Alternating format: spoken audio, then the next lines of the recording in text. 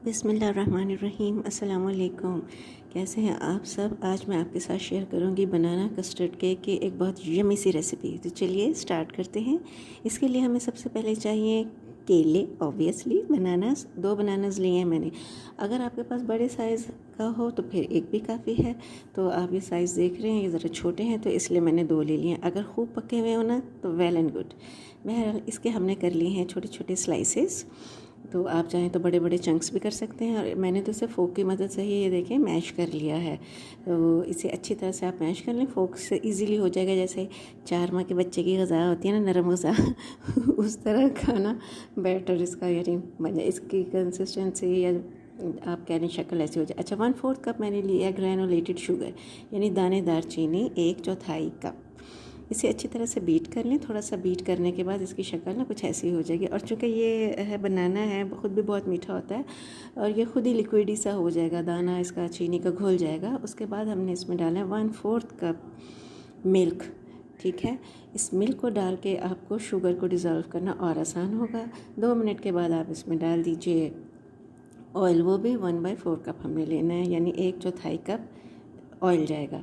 इसे आप किसी विस्कर की मदद से खूब अच्छी तरह से बीट कर लीजिए। ये बड़ा फ्लफ़ी सा, बड़ा क्रीमी सा हो जाना चाहिए। देखिए ना, क्रीमी सा हो गया। अब आपने एक अलग बोल में लेना है 1 cup maida, custard powder 2 tablespoon, 2 tablespoon powdered milk, pinch of salt, baking powder 1 teaspoon और मीठा सोडा यानी बेकिंग सोडा 1/2 टीस्पून। इन्हें आपने किसी ड्राई विस्कर से या किसी ड्राई फोक से अच्छी तरह मिक्स कर लें, या आप इसे अच्छी तरह छान लें। इस तरह बहुत स्पॉन्जी केक बनता है। अब 2 हिस्सों में इसे, यानी बारी बारी इसको लिक्विड बैटर में डालना है और फोल्ड करना है। आधा हमने पहले फोल्ड किया था, अब आधा हम दोबारा फोल्ड कर लेंगे। देखिए इसकी शक्ल कुछ ऐसे हो गई। और लास्ट में 1 टेबलस्पून विनेगर डाल दीजिए।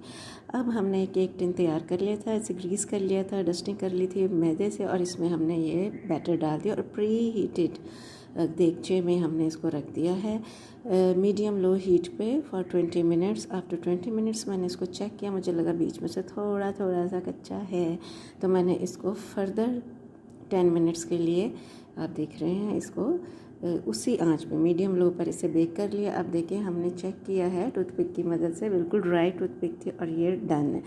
15 से 20 मिनट्स तक आपने ना इसको निकालना नहीं है बाहर, वरना ये टूट जाएगा। बहुत सॉफ्ट टेक्सचर है इसका। ठीक है, समझ आ रही है ना मेरी बात?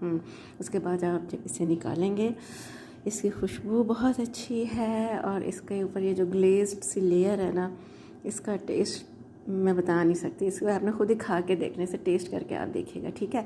अच्छा जी, एक पीस मैंने कट कर लिया था और फिर मैं अब इसको दिखाती हूँ कि कितना अच्छा ये बिल्कुल कुक्ड है, और इसका फ्लेवर, इसका टेस्ट यमी।